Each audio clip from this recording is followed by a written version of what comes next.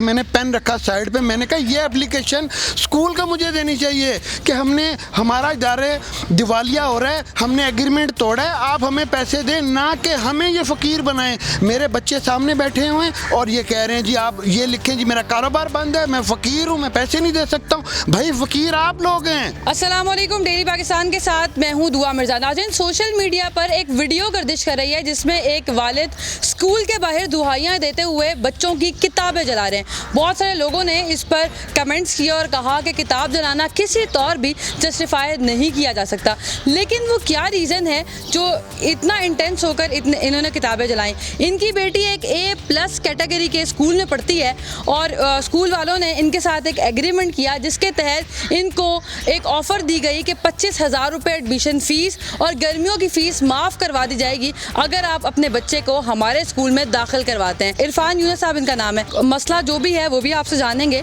लेकिन सबसे पहले ये बताइएगा कि आपने किताबें क्यों जलाई। तालीम को हम बड़ा मुक़द्दस समझते हैं और पेरेंट्स भी हमेशा कहते हैं कि किताब फाड़नी नहीं है, किताब को आराम से रखें बच्चों को, फिर आपने जला करके आपको नहीं लगता कॉन्ट्रोवर्शियल सा सबक दिया? मुझे भी पता है, मैं इसीलिए A+ स्कूल में भेज रहा हूँ बच्चों को कि वो किताबें हैं, उनकी इज्जत क्या है। आज मैं किताबों की इज्जत करता हूँ, मगर उस वक़्त जो मेरे साथ किया गया, जो मिसबिहेव मेरे साथ किया गया, उसको सबको मैं देखूँ तो वो उस वक़्त किताबें नहीं थी, उनका मकरूह चेहरा था उनके पीछे छुपा हुआ, जिसको मैंने बाहर लाने की कोशिश की।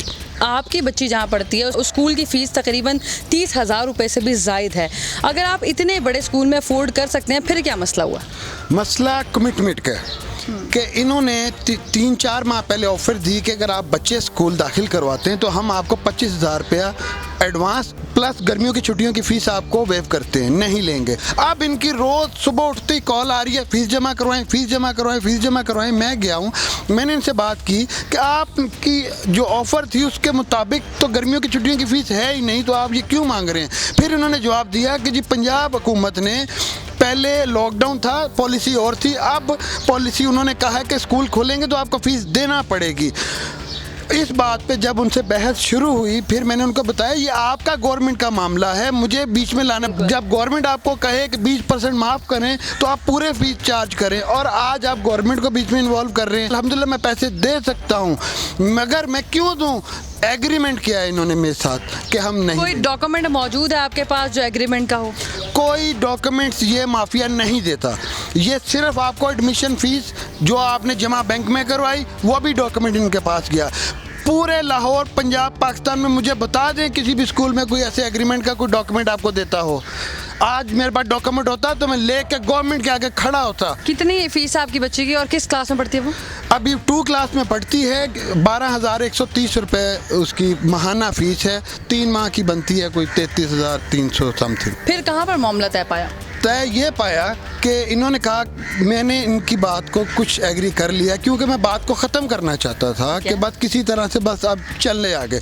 इन्होंने कहा छोटी सी एप्लीकेशन दे दें, हम आपको 2 माह की फ़ीस छोड़ देते हैं। एप्लीकेशन लिखने लगा हूँ तो मुझे कहते कि आप एप्लीकेशन पे ये लिखें कि आपका दिवालिया हो गया, आपका कारोबार नहीं है, तो लिहाजा मैं फ़ीस दे नहीं सकता। तो मैंने पेन रखा साइड पे, मैंने कहा ये एप्लीकेशन स्कूल का मुझे देनी चाहिए कि हमारा इदारे दिवालिया हो रहा है, हमने एग्रीमेंट तोड़ा है, आप हमें पैसे दें, ना कि हमें ये फ़कीर बनाएं। मेरे बच्चे सामने बैठे हुए हैं और ये कह रहे हैं जी आप ये लिखें जी मेरा कारोबार बंद है, मैं फ़कीर हूँ, मैं पैसे नहीं दे सकता हूँ। भाई फ़कीर आप लोग हैं, आप पैसा धोखे से मांग रहे हैं।